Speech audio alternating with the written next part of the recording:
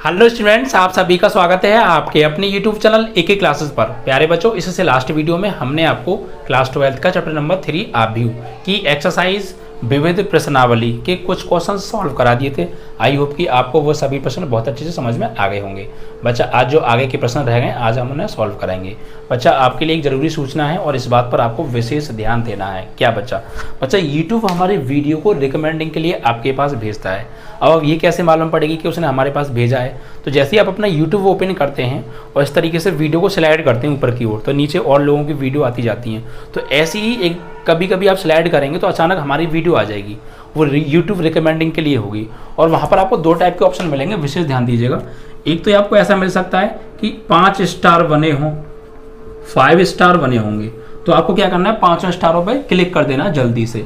और फिर यहाँ पर क्लिक करते ही कुछ ऑप्शन आ जाएंगे नीचे, उनमें कुछ ना कुछ लिखा होगा सभी बॉक्सों में, और सभी बॉक्सों पे आपको क्लिक कर देना है। ठीक है, और लास्ट में एक ऑप्शन आएगा सबमिट का, तो उसको आप सबमिट कर देना। ठीक है बच्चा, अगर ऐसा ना आए तो ऐसा आ सकता है कि 5 चेहरे बने आए। ठीक है, 4-5 चेहरे बने आएंगे, इसमें कुछ स्माइल वाले चेहरे होंगे। ये तो होगा सैड, यानी ये स्माइल नहीं कर रहा होगा, बुरा सा होगा। और ये वाला होगा सबसे ज़्यादा स्माइल का, तो आपको इस पे क्लिक करके सबमिट कर देना है। ठीक है बच्चा, ये YouTube हमारे वीडियो को रिकमेंडिंग के लिए भेजता है कि आपको ये वीडियो कैसी लगती है देखने में, तो आपको तुरंत कंप्लीट करना है, क्योंकि 20 से 25 सेकंड होती हैं बस, उसके बाद हट जाता है वो, अगर आप उतने टाइम में नहीं करेंगे तो। ठीक है, तो मैंने आपको बता दिया, जब भी कभी आपको ऐसा ऑप्शन दिखे आगे तक के लिए फ्यूचर में कभी भी, जल्दी से स्टारों पे क्लिक करो 5 पे, फिर इन सभी कॉलम्स को क्लिक करो, सबमिट कर दो। या इसमें सबसे ज़्यादा स्माइल वाले पे करना है, इस पर मत कर देना, सबसे स्माइल वाले पे। ठीक है बच्चा, चलिए, तो ये काम आप जरूर करिएगा, आगे तक के लिए ध्यान रखिएगा। ठीक है बच्चा, चलिए, तो आपके जो क्वेश्चन हमने करा दिए थे वो करा दिए थे बच्चा 11 तक, नहीं 10 तक करा दिए थे। आज आपका 11वां प्रश्न चलेगा। ठीक है, तो देखिए 11वें प्रश्न में क्या है, आव्यूह x ज्ञात कीजिए। एक आव्यूह है x, वो ज्ञात करना है, और कुछ चीज़ें दे रखी हैं तो वो लिख लेते हैं। ठीक है, x आव्यूह हमें निकालना है, और दिया क्या है बच्चे, यहाँ दिया है हमें x आव्यूह और इनटू 1 2 3 4 5 6, और बराबर एक और आव्यूह दे रखा है -7 -8 -9 2 4 6। ठीक है, अब देखिए क्या करेंगे यहाँ पर। तो हम लोग क्या करेंगे बच्चा, यहाँ x आव्यूह पूछा है तो आव्यूह निकालना है बच्चा। तो आव्यूह को तो कुछ ना कुछ एलिमेंट होते हैं ना, आव्यूह किससे मिलके बनता है, एलिमेंट से। तो इसके एलिमेंट पता होंगे तभी तो हम आव्यूह ज्ञात कर पाएंगे, तो हमें एलिमेंट तो नहीं पता है, तो इस आव्यूह को हम मान लेंगे पहले अपनी तरफ से, कुछ आव्यूह मान लीजिए। ठीक है, और मानना किस प्रकार है, इस प्रकार मानना है कि इस आव्यूह और इस आव्यूह का गुणा हो रहा है, तो 2 आव्यूह का गुणा हो जाए, इस प्रकार मानना है। अब गुणा कैसे होगा, तो गुणा होने के लिए मैंने आपको कंडीशन बताई थी, इस आव्यूह का क्रम कितना है, 2 × 3, और इस आव्यूह का क्रम हमें ऐसा लेना है, इस आव्यूह का क्रम हमें ऐसा लेना है कि इसका और इसका गुणा हो जाए। और गुणा होने की कंडीशन मैंने आपको बताई थी कि दूसरे वाले आव्यूह का जो है पंक्ति और पहले आव्यूह की जो स्तंभ सेम होनी चाहिए। तो इस आव्यूह को जब आप मानोगे, इसका स्तंभ और इसकी पंक्ति सेम रखनी है आपको, ये ध्यान रखिएगा। और गुणा होगे जो नया आव्यूह मिलेगा उसका क्रम इसके क्रम के समान होना चाहिए, ऐसा आव्यूह मानना है आपका। इसका क्रम देना 2 × 3, तो 2 × 3 मानना है। ठीक है, तो मतलब 2 × 3 का आव्यूह आना चाहिए गुणा करके। तो यहाँ पे मानेंगे क्या, यहाँ मानेंगे, माना x बराबर ABCD, इसका क्रम क्या है, 2 × 2। हमने 2 × 2 ही क्यों लिया है, तो ये रीजन है इसके पीछे। ऐसे ही आप कोई भी मान लेंगे, कोई भी क्रम का काम नहीं चलेगा। देखिए, जब मैं इसको यहाँ लगाऊंगा पहले, तो इसकी पंक्ति और इसके स्तंभ सेम है, और सेम होने चाहिए तभी तो गुणा होगा। और जब इनका गुणा होकर नया आव्यूह मिलेगा, उसका क्रम क्या आएगा, पहले वाले की पंक्ति दूसरे वाले का जो है वो स्तंभ, तो 2 × 3 आएगा, इसका भी क्रम 2 × 3 है। इसके क्रम जैसा आव्यूह आना चाहिए गुणा करके, तो 2 × 3 ही तो मिलेगा, 2 × 3 ही है। ठीक है, तो ऐसे मानना है आपको। तो रख दीजिए यहाँ पे x की जगह, x की वैल्यू ABCD, और यहाँ पे x की लगा दी, और यहाँ पर ये 1 2 3 4 5 6, और बराबर में क्या दे रखा है बच्चा, -7 -8 -9 2 4 6। अब कीजिए यहाँ पे गुणा रो का कॉलम में। ठीक है, तो गुणा करेंगे, देखिए ध्यान से, a का 1 में a, b का 4 में 4b, फिर a का 2 में 2a, b का 5 में 5b, फिर a का 3 में 3a और b का 6 में 6b, फिर c का a में c, d का 4 में 4d, c का 2 में 2c, d का 5 में 5d, c का 3 में 3c, d का 6 में 6d। ठीक है बच्चा, ये गुणा हो गया और बराबर -7 -8 -9 2 4 6। ठीक है, अब देखिए इसका क्रम और उसका क्रम सेम है, इसीलिए हमने ये माना था। ठीक है, अब यहाँ पे क्या करना है, कंपेयर करना है। तो हमें ए बी सी डी के मान निकालने, actually A B C D के मान आ जाएंगे तो हमारा आव्यूह आ जाएगा। तो देखिए क्या करना पड़ेगा आपको, ए और बी में कोई दो समीकरण बना लीजिए। ऐसी सी डी में दो समीकरण बना लो, क्योंकि उन दोनों समीकरण से सॉल्व हो गए ए बी सी डी की वैल्यू निकालनी है। तो कोई भी देखो कंपेयर कर दीजिए, क्योंकि दोनों आव्यूह आपस में बराबर हैं और क्रम भी समान है, तो संगत अवयव क्या हो जाएंगे, बराबर हो जाएंगे। ठीक है, तो या तो इन दोनों को, इसको और इसको कंपेयर कर लो, या इन दोनों को कंपेयर ले लो, या इन दोनों को कोई भी दो ले लो एक जैसे वेरिएबल में। ए बी में बना लो एक, मतलब ए बी में दो समीकरण चाहिए हमें, कोई भी कंपेयर कर लो, इसका इसके साथ, इसका इसके साथ, या इसके इसके साथ। ठीक है बच्चा, तो यहाँ लिखेंगे संगत अवयवों की तुलना करने पर, संगत अवयवों की तुलना करने पर। तुलना कब करते हैं, जब दोनों अवयवों का क्रम समान हो और बराबर हो, क्रम समान और बराबर है। तो देखिए कैसे करेंगे, a + 4b बराबर हो जाएगा -7 के, a + 4b बराबर -7, समीकरण नंबर 1। ऐसी 2a + 5b बराबर -8, 2a + 5b बराबर -8, समीकरण नंबर 2। c + 4d ले लो 2 के बराबर, तो c + 4d बराबर 2, समीकरण नंबर 3। और यहाँ पे 2c + 5d, 2c + 5d, 2c + 5d बराबर हो जाएगा 4 के, समीकरण नंबर 4। ठीक है, अब 1 और 2 को सॉल्व करके ए बी के मान निकालने और 3 और 4 को सॉल्व करके सी डी के मान निकालने। ठीक है, तो देखो क्या करेंगे, यहाँ पर 2a, अगर यहाँ भी 2a मिल जाए और फिर घट जाए तो ये कट जाएगा, बी का मान आ जाएगा। तो क्या करो, समीकरण 1 में 2 से गुणा करके समीकरण 2 को घटा दो। ठीक है, तो लिखेंगे समीकरण 1 में 2 से गुणा करके समीकरण 2 को घटाने पर। ठीक है बच्चा, तो देखिए क्या मिलेगा हमें घटाने के बाद। तो यहाँ पे पहले गुणा करो आप, 2 का करेंगे में 2a, 4 में करेंगे 8b और 2 7 जा 14, ये as it is 2a 5b -8। तो जब घटाएंगे तो चिन्ह बदलेगा, ये प्लस का है माइनस का, प्लस का है माइनस का, माइनस का है तो प्लस का, ये कट गए। 8b में से 5b गया तो 3b, +8 और -14 कितना बचा, -6, 3 2 जा 6, तो b की वैल्यू आ गई -2। अब इसको लगा दो समीकरण 1 में, क्योंकि यहाँ से हमें जो किसका मान मिल जाएगा, a का मान, तो a में लगाओ 1 में, तो a + 4 × b की वैल्यू -2 बराबर -7, तो a 4 2 जा -8 बराबर -7, तो -8 को उधर ले जाओ, तो -7 तो है, ये +8 हो जाएगा, तो फाइनली a की वैल्यू आ जाएगी यहाँ से 1। तो a और b के मान तो आ गए। ऐसे ही अब c और d के मान समीकरण 3 और 4 से निकालने हैं। देखो यहाँ 2c है, यहाँ भी 2c बना लो, तो क्या करना है, समीकरण 3 में 2 से गुणा करके समीकरण 4 को घटा दो। ठीक है, तो यहाँ पर हम लिखेंगे समीकरण 3 में 2 से गुणा करके समीकरण 4 को घटाने पर। ठीक है, घटा दीजिए, तो देखिए क्या मिलेगा, यहाँ पर समीकरण 3 में 2 से गुणा करो तो 2c + 4 2 जा 8d और 2 2 जा 4, और इसे घटाओ 2c + 5d बराबर 4। घटाएंगे तो क्या होगा, चिन्ह बदलेगा, ये प्लस का है माइनस का, ये प्लस का है माइनस का, ये भी माइनस का, तो ये +4 से -4 कट गया और +2c से -2c कट गया, तो 8d में से 5d गया तो 3d बचा बराबर 0, तो d की वैल्यू क्या आ गई, यहाँ से 0 आ गई। ऐसे कर दो, पुट इन थर्ड d में लगाओ, तो c + 4 × d की वैल्यू 0 बराबर 2, तो c की वैल्यू क्या आ गई, 2 आ गई। तो इस प्रकार हमारे ABCD के मान आ गए। अब इन ABCD के मानों को उठा के x वाली उसमें लगा दो, आव्यूह में आंसर आ जाएगा। तो यहाँ लिखेंगे अतः x आव्यूह, अतः x बराबर a की जगह a का मान कितना आया बच्चा निकल के 1, b की जगह b की वैल्यू -2। ठीक है, सी की जगह सी की वैल्यू 2 और डी की जगह कितना आ रहा है 0 आ रहा है। This is your final answer. ठीक है, तो आपका ये फाइनल क्या आ गया, आंसर आ गया। तो एक बार इसकी आंसर शीट चेक कर लेते हैं। ठीक है, कोई विसंगति ना रहे। तो बच्चा ये आपका 11वां सवाल है ना, 1 - 2 2 0। यस, यही आपका आंसर आ रहा है बच्चा। ठीक है, तो समझ में आया 11वां सवाल किस तरीके से हुआ सॉल्व। बस यहाँ पे आप भी ना आपको थोड़ा समझ के मानना था अकॉर्डिंग टू बराबर वाले आप भी के।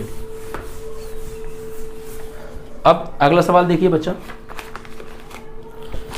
अगला जो सवाल है वो है आपका 12वां, और इस सवाल को हम करेंगे गणितीय आगमन सिद्धांत से, और इसमें लिखा भी है गणितीय आगमन सिद्धांत से करो। तो ध्यान से समझिए, पढ़िए पहले। यदि ए तथा बी समान कोटि के वर्ग आव्यूह हैं, ए और बी क्या हैं, समान कोटि के, यानी क्रम बराबर है और दोनों ही वर्ग आव्यूह हैं। ठीक है, इस प्रकार है कि ए बी बराबर बी ए, यानी हमें यहाँ दे रखा है बच्चा 12वें सवाल में लिख लेते हैं, ए व बी समान कोटि के वर्ग आव्यूह हैं। ठीक है, और हमें दिया है बच्चा ए बी बराबर है बी ए के। समीकरण नंबर 1 बना लीजिए इसे। ठीक है, अब आगे करें, गणितीय आगमन सिद्धांत द्वारा सिद्ध कीजिए। सिद्ध करना है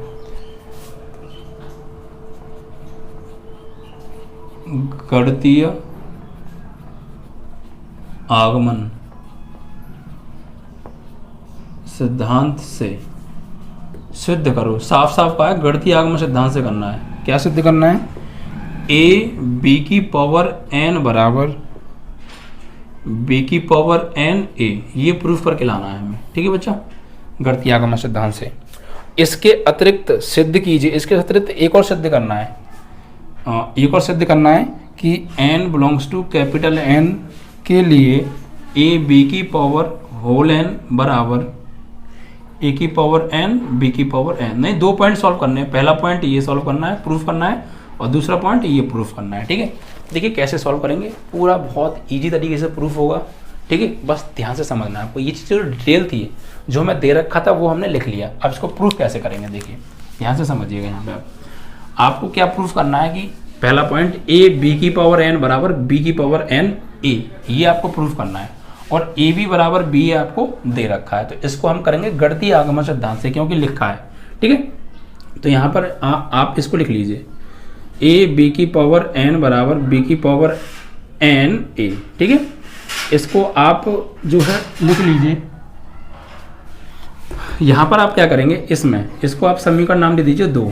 समीकरण 2 दे दो या x दे दो, नाम x दे दो। यहाँ लिखेंगे समीकरण x में n बराबर 1 रखने पर। भाई गणितीय आगमन सिद्धांत से करना है, तो स्टेप 1 क्या होती है, n बराबर 1 रखने पर। स्टेप फर्स्ट तो रखो a b की पावर n की जगह 1 और b की पावर 1 और a। तो फाइनली a b किसके बराबर आ गया, b a के। ठीक है बच्चा, और गणितीय आगमन सिद्धांत से तो आप अच्छी तरीके से परिचित हैं। इस एक्सरसाइज के शुरू के 3 प्रश्न मैंने आपको गणितीय आगमन सिद्धांत से कराए थे, और वहाँ आप गणितीय आगमन सिद्धांत का कॉन्सेप्ट बहुत अच्छे से सीख भी गए होंगे बच्चा। ठीक है, चलिए, तो ए बी बराबर बी हो गया, ये सत्य है।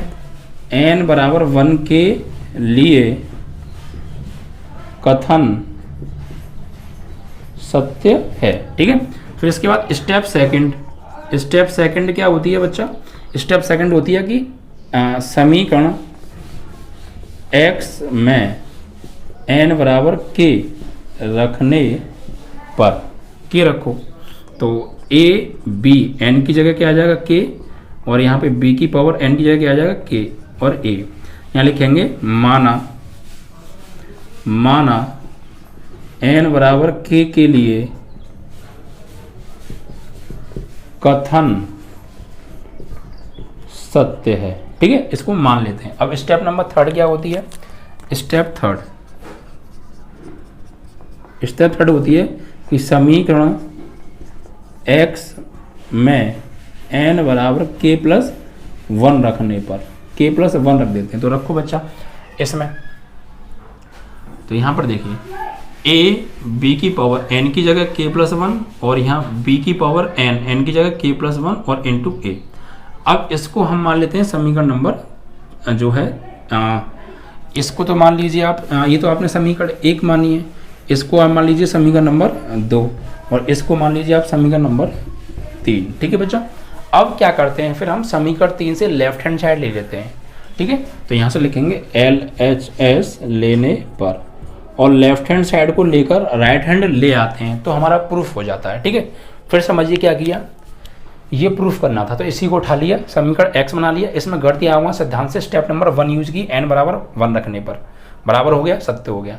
फिर स्टेप सेकंड n बराबर k रखते हैं तो k रख दिया n की जगह पर, बराबर मान लिया कि ये n बराबर k के लिए सत्य है। फिर स्टेप नंबर थर्ड n बराबर k प्लस 1 रखते हैं तो k प्लस 1 लगा दिया, इसे समीकरण 3 बना लिया। अब यहाँ से लेफ्ट हैंड साइड ले लेंगे और राइट हैंड ले आएंगे, हमारा आंसर आ जाएगा। ठीक है, देखिए लेफ्ट हैंड साइड क्या है, a b की पावर k प्लस 1 है। अब देखिए बच्चा, सब लेफ्ट हैंड लेंगे और समीकरण 2 की हेल्प से राइट हैंड लेकर आएंगे। ठीक है बच्चा, देखो क्या करेंगे, यहाँ पे a b की पावर k प्लस 1 है तो इसे मैं लिख सकता हूँ b की पावर k इंटू b की पावर 1। भाई b की पावर k प्लस 1 को तोड़ के लिख लिया मैंने।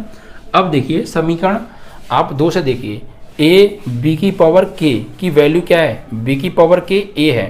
भाई अगर मैं इन दोनों को एक जगह ले लूँ तो a b की पावर k और ये भी a b की पावर k, इसकी वैल्यू क्या है b की पावर k a, तो लगा दीजिए। यहाँ लिखेंगे समीकरण 2 से a b की पावर k बराबर a b की पावर k बराबर b की पावर k a रखने पर, ये समीकरण 2 से रख रहे हैं हम बच्चा। ठीक है, तो देखिए यहाँ पर लगा देंगे b की पावर k a लगा देंगे और इनटू में क्या है b है। अब हमें प्रूफ में क्या लाना था ये आप देख लीजिएगा एक बार। अब देखिए बच्चा, b की पावर के a भी हो गया, b की पावर के a भी आ गया, हमने यहाँ से b की पावर के a लगा दिया और b हमारे पास पहले से ही है। ठीक है, तो अब क्या करेंगे हम, यहाँ पे देखो b की पावर k और यहाँ b की पावर 1 है और गुणा हो रहा है तो आधार समान है और गुणा हो रहा है तो घातें क्या हो जाएंगी, जुड़ जाएंगी। तो ये b की पावर k प्लस 1 हो जाएगा, है ना, k प्लस 1 और इनटू में क्या है a है और यही हमारी RHS है बच्चा। ये रही देखो, लेफ्ट हैंड साइड ली थी हमने और राइट हैंड ले आई, b की पावर k प्लस 1 इंटू ए, b की पावर k प्लस 1 इंटू ए, RHS। ठीक है बच्चा, ये हमारा प्रूफ हो गया। तो क्या करना है, सबसे पहले स्टेप नंबर 1 जो प्रूफ करना है उसमें n बराबर 1 रखो, समीकरण 1 बना लो। स्टेप नंबर 2 फिर n बराबर k रखो, समीकरण 2 बना लो। स्टेप नंबर 3 n बराबर k प्लस 1 रखो, समीकरण 3 बना लो। फिर लेफ्ट हैंड साइड ले लो, सॉल्व करके समीकरण 1 सेकंड की मदद से राइट हैंड ले आओ, जैसे राइट हैंड आ जाएगी प्रूफ हो जाएगा। ठीक है, तो हमें 2 चीज़ प्रूफ करनी थी, एक तो ये प्रूफ करना था, ये प्रूफ हो गया। अब ये प्रूफ करना है दूसरा वाला ये पॉइंट, तो इसको प्रूफ करने के लिए, दूसरे पॉइंट को प्रूफ करने के लिए इसकी ज़रूरत हमें पड़ेगी, जो आपकी समीकरण 2 है इसकी ज़रूरत पड़ेगी। ठीक है, ध्यान रखिएगा, इसीलिए हम इसको मिटा लेंगे नहीं, तो इधर सॉल्व कर देते हैं, इसको मिटा देते हैं हम। ठीक है, और दूसरा पॉइंट हम इधर सॉल्व करेंगे। तो यहाँ लिखेंगे, अब दूसरा पॉइंट क्या प्रूफ करना था हमें, वैसे उस किताब में दूसरा पॉइंट नहीं पढ़ा है, मैंने दूसरा पॉइंट मान लिया है। यहाँ पर अब हमें ये सॉल्व करना है कि प्रूफ करना है a b की पावर n बराबर b की पावर n a। ठीक है, तो a b की पावर n बराबर b की पावर n, नहीं इसको नहीं प्रूफ करना, सॉरी हम दूसरा ले लिया। हमें ये प्रूफ करना था a b की power whole n, a b की पावर होल n बराबर a की पावर n इंटू b की पावर n, यही तो प्रूफ करना है। यस, और यही हमें किताब में दे रखा है। तो देखिए अब इसको कैसे प्रूफ करेंगे, तो इसको भी कुछ मान लीजिए, इसको मान लीजिए कुछ भी आप p मान लीजिए, समीकरण p मान लिया हमने ये। ठीक है, अब इसमें हम क्या करेंगे, इसे भी हम गणितीय आगमन सिद्धांत से ही करेंगे। लिखेंगे गणितीय आगमन सिद्धांत से क्या करेंगे, यहाँ पर स्टेप 1 क्या करेंगे, n बराबर 1 रखने पर, तो रखो a b की पावर n की जगह 1 और ये a की पावर 1 b की पावर 1, तो a b बराबर आ गया a b के। ठीक है, तो यहाँ लिखेंगे n बराबर 1 के लिए कथन सत्य है, समीकरण नंबर इसे बना लो 1। ठीक है बच्चा, ऐसे ही अब स्टेप सेकंड यूज करेंगे। स्टेप सेकंड में क्या करेंगे, समीकरण p में n बराबर k रखने पर, तो रखिए k, तो a b की पावर n की जगह k और यहाँ a की पावर k b की पावर k हो गया। ठीक है, अब आगे क्या करेंगे, अब देखिए बच्चा, इसको मान लेंगे माना कथन सत्य है। इसको समीकरण नंबर 2 बना लीजिए। ठीक है बच्चा, वैसे 1 और 2 समीकरण हम पीछे बना चुके हैं, यहाँ पर भी 1 2 बनाएंगे तो थोड़ा दिक्कत सी नहीं होगी, तो कुछ और बना लो, 4 बना लो। इसे क्या बना लो, 4। समीकरण ये हो गई आपकी 4 और ये हो गई 5। अब क्या करना है, अब स्टेप नंबर 3 यूज होगी। स्टेप 3, n बराबर k+1 रखने पर, कहाँ पर, समीकरण p में, तो लगाओ a b की पावर n की जगह k+1 बराबर a की जगह a की पावर k+1 b की पावर k+1 रख दिया। ठीक है, अब इसको बना दीजिए आप समीकरण नंबर 6। अब यहाँ से क्या करो, लेफ्ट हैंड साइड ले लो, LHS लेने पर। ठीक है, एच ले ली, क्या है ये रही a b की पावर k+1। अब इसको सॉल्व करो, तो a b की पावर k+1 को हम क्या लिखेंगे, a b की power k into A B की पावर 1। इस पावर को अलग अलग ब्रेक कर दिया। ठीक है, अब देखिए आप स्टेप सेकंड का यूज कीजिए, a b की पावर k की वैल्यू क्या है ये, तो यहाँ लगा दो स्टेप सेकंड से। स्टेप सेकंड या समीकरण 5 से एक ही बात है, लगाइए। तो यहाँ पे देखिए कहा गया ये a b की पावर k की जगह क्या लगा देंगे, a की पावर k इंटू बी की पावर k। ठीक है, और इंटू ए बी हो गया। अब हमें प्रूफ में क्या लाना है, राइट हैंड साइड, यानी कि हमें प्रूफ में लेके आनी थी ये चीज़, है ना, नहीं ये चीज़ नहीं, स्टेप नंबर 3 वाली ये चीज़ें लेके आनी है। तो देखो a की पावर k और a की पावर 1, तो a की पावर आधार समान है, गुणा हो रहा तो जुड़ जाएंगी k+1, आधार समान है, गुणा हो रहा है घात जुड़ जाएंगी, b की पावर भी k+1। देखो a की पावर k, a की पावर 1 k+1, b की पावर k, b की पावर 1 k+1, यही आपकी क्या है, RHS। देखिए RHS कहाँ गई, स्टेप नंबर 3 वाली RHS ये रही है, ये प्रूफ में लाना था हमें, तो ये प्रूफ आ गया। ठीक है, आंसर। तो ऐसे करना होता है आपको गणितीय आगमन सिद्धांत से। आपका ये क्वेश्चन यहाँ पे समाप्त। ठीक है बच्चा, चलिए तो ये क्वेश्चन भी आपको क्लियर हो गया। अब आगे वाले प्रश्न को उठाएंगे। ठीक है, क्या कह रहा है अगला प्रश्न, यहाँ पर अगले प्रश्न में हमसे क्या कहा है उसे आप ध्यान से समझिएगा जरा। ठीक है, 12वां क्वेश्चन कंप्लीट हो गया। तो गणितीय आगमन सिद्धांत का कॉन्सेप्ट ये है, और आपको और ज़्यादा डीपली समझना है तो इस एक्सरसाइज के पहले से लेकर तीसरे तक के प्रश्नों को समझो। वहाँ पे मैंने गणितीय आगमन सिद्धांत को डिटेल से समझाया था, बिल्कुल 0 लेवल से। ठीक है, और वो तो मैंने आपको पहले पढ़ा दिया, इसलिए ज़्यादा डिटेल में यहाँ पर नहीं लिया है। अब क्वेश्चन नंबर देंगे 13, और ये बच्चा ऑप्शन वाले क्वेश्चन है। अब क्या दे रखा है बच्चा इसमें, देखिए a बराबर हमको दे रखा है alpha beta gamma minus alpha, ये हमें दिया है, और ये इस प्रकार है कि a² बराबर है i के। ठीक है, तो प्रूफ करना है 4 ऑप्शन में से कौन सा ठीक है, 1 plus alpha square plus beta square ना बीटा गामा बराबर 0, ये ठीक है, या B option 1 minus alpha square plus beta gamma बराबर 0, ये ठीक है, या C option 1 minus alpha square minus K beta बराबर 0, ये ठीक है, या D option 1 plus alpha square minus beta gamma बराबर 0, ये ठीक है। कौन सा ऑप्शन ठीक है ये बताना है। तो कोई दिक्कत नहीं है, ए हमें दे रखा है और ये बराबर ये दे रखा है। तो बच्चा a² का मतलब क्या होता है, a इंटू ए बराबर i है नहीं तो मान लो, माना i बराबर क्या 1 0 0 1, तो लगा दीजिए बच्चा a की जगह a का मान alpha beta gamma minus alpha, और फिर से a की जगह a का ही मान alpha beta gamma minus alpha, और बराबर i की जगह i की वैल्यू 1 0 0 1, गुणा करो रो का कॉलम में। तो रो का कॉलम में अल्फ़ा का अल्फ़ा में अल्फ़ा स्क्वायर, बीटा का गामा में बीटा गामा, फिर फर्स्ट रो का सेकंड में अल्फ़ा का बीटा में अल्फ़ा बीटा, बीटा का माइनस अल्फ़ा में अल्फ़ा बीटा। ठीक है, माइनस का सेकंड का फर्स्ट में करेंगे गामा का अल्फ़ा में तो अल्फ़ा गामा, माइनस अल्फ़ा का गामा करेंगे तो माइनस के अल्फ़ा गामा ही होगा। फिर सेकंड का सेकंड में गामा का बीटा में करेंगे तो बीटा गामा, माइनस अल्फ़ा का माइनस अल्फ़ा में तो प्लस के अल्फ़ा स्क्वायर हो गया। ठीक है, और बराबर यहाँ 1 0 0 1। अब देखिए दोनों अभी आपस में बराबर हैं, दोनों की क्रम भी समान है, तो संगत अवयव क्या हो जाएंगे बराबर। तो लिखेंगे संगत अवयवों की तुलना कर लो बच्चा। ठीक है, तो करो। देखो alpha square plus beta gamma किसके बराबर हो जाएगा, 1 के। 1 को इधर ले आओ, alpha square plus beta gamma minus 1 बराबर 0। मैच करो, 4 ऑप्शन में से कोई है ये क्या, अल्फा स्क्वायर प्लस 1, ये वाला प्लस 1 नहीं -1 है, तो -1 तो किसी में नहीं है, तो ये तो गलत हो गया। ये कंपेयर करो भाई, ये तो कट गए, ये तो कट गए और ये भी कट गए, तो इसकी कंपेयर कर लो फिर इसके साथ। तो beta gamma plus alpha square बराबर 1, 1 को इधर ले आओ, तो alpha square plus beta gamma minus 1 बराबर 0।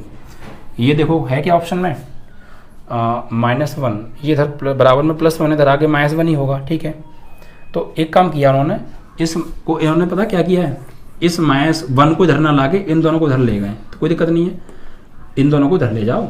तो यहाँ पे देखो, इधर देखो, ये 1 तो प्लस का ही है, ये जाएगा उधर तो माइनस के बीटा गामा, ये जाएगा तो माइनस के अल्फा स्क्वायर बराबर 0।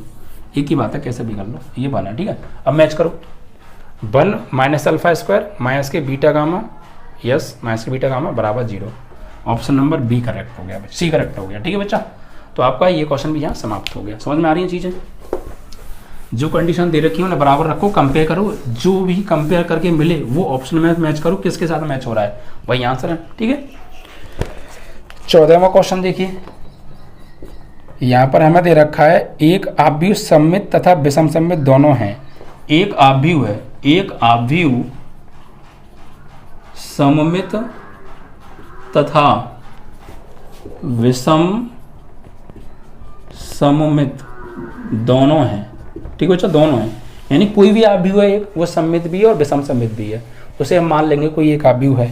तो ऑप्शन नंबर ए, कोई आव्यूह है ए, तो यहाँ लिखा है कि वो आव्यूह जो ए है, ए एक विकर्ण आव्यूह है, यानी कोई आव्यूह है ए है, वो कोई आव्यूह ए है, वो सममित भी है विषम सममित भी है, तो फिर वो आव्यूह कैसा होगा, विकर्ण आव्यूह होगा।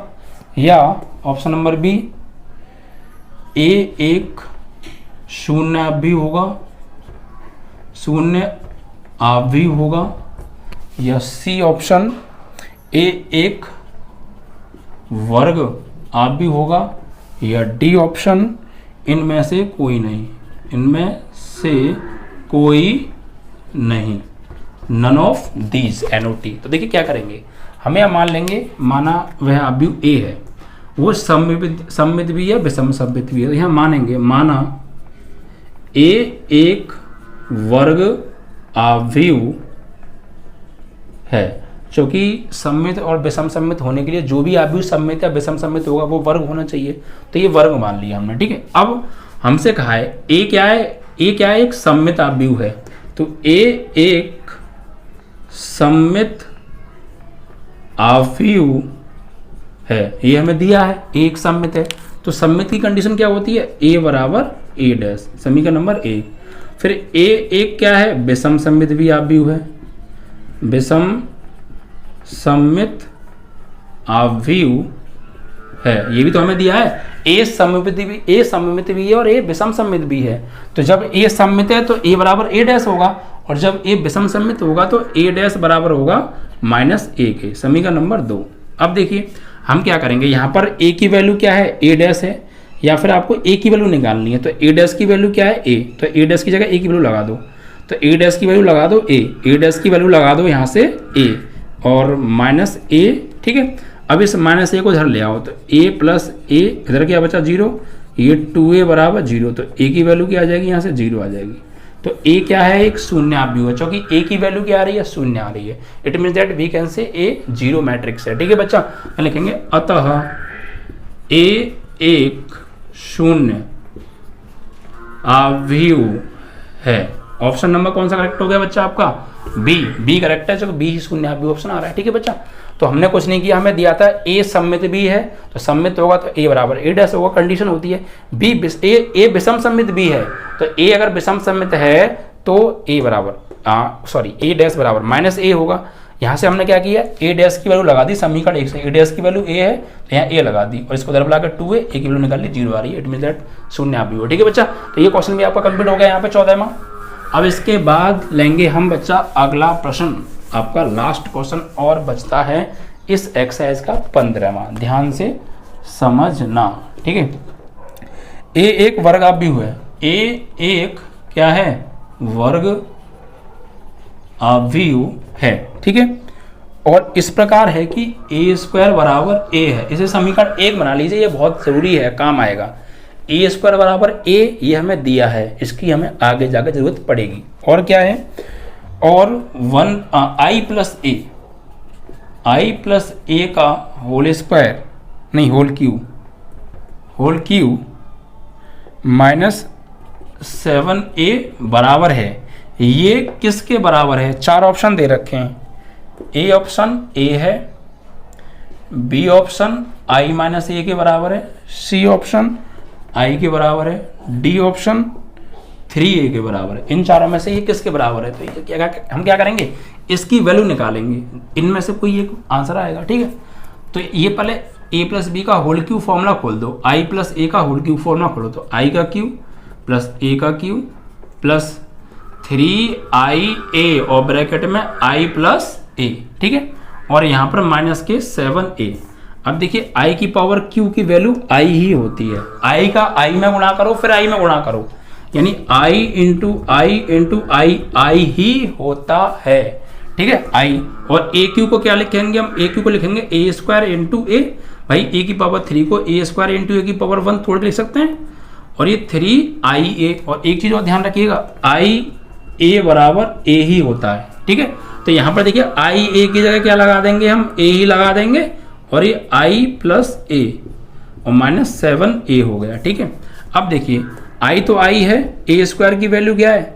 ए स्क्वायर की वैल्यू हमें दे रखी है a, तो यहाँ लगा देंगे a, और इनटू में a प्लस 3a का अंदर गुणा करेंगे तो 3ai, 3a का a में करेंगे तो 3a स्क्वायर और माइनस के 7a, ठीक है। अब देखिए i तो ये है, a इंटू ए स्क्वायर हो गया, और ये 3ai का मतलब क्या होता है? ए आई बोल दो या आई ए बोल दो, आंसर ए ही आता है। तो ए आई की वैल्यू भी क्या होगी? ए। यहाँ पे 3a स्क्वायर की वैल्यू क्या दे रखी है? ए, और माइनस के 7a हो गया, ठीक है। अब देखिए यहाँ से i का तो i ही रहेगा, और ये a स्क्वायर की वैल्यू क्या दे रखी है? a स्क्वायर की वैल्यू फिर से यहाँ a लगा दो, और ये 3a और 3a कितना हो गया? 6a और माइनस के 7a। तो i प्लस 6a और 1a 7a, और ये माइनस 7a, इससे ये कट गया। तो फाइनली क्या बचा? i, ऑप्शन सी करेक्ट, ठीक है बच्चा। तो यहाँ पे a प्लस बी का होल क्यूब खोल दिया, जहाँ कहीं भी a स्क्वायर आ रहा था वहाँ a लगा दिया, a स्क्वायर की वैल्यू लगा दी, और सॉल्व करते गए। और उसके लिए 3 बात तो हमें विशेष पता होनी चाहिए, i इंटू आई बराबर आई क्यूब बराबर i ही होता है, और i ये बोल दो या ai बोल दो, a होता है। बस वो लगाते जाओ, सॉल्व करते जाओ, ठीक है बच्चा। तो इसी के साथ आज आपका ये चैप्टर नंबर 3 समाप्त हो जाता है हमारी तरफ से, विविध प्रश्नावली सहित, ठीक है बच्चा। पूरे चैप्टर में आई होप कोई दिक्कत नहीं आई होगी, बहुत अच्छे से चैप्टर आपको क्लियर हो गया होगा बच्चा। वीडियो को लाइक और शेयर करना, सब्सक्राइब करना मत भूला करो, ठीक है बच्चा। चैनल को सब्सक्राइब कराया करो, ज़्यादा से ज़्यादा अपने फ्रेंडों को बताया करो, ठीक है बच्चा। अब अगले वीडियो में नए चैप्टर के साथ, चैप्टर नंबर 4 और जो है आपका सारणिक, ठीक है बच्चा।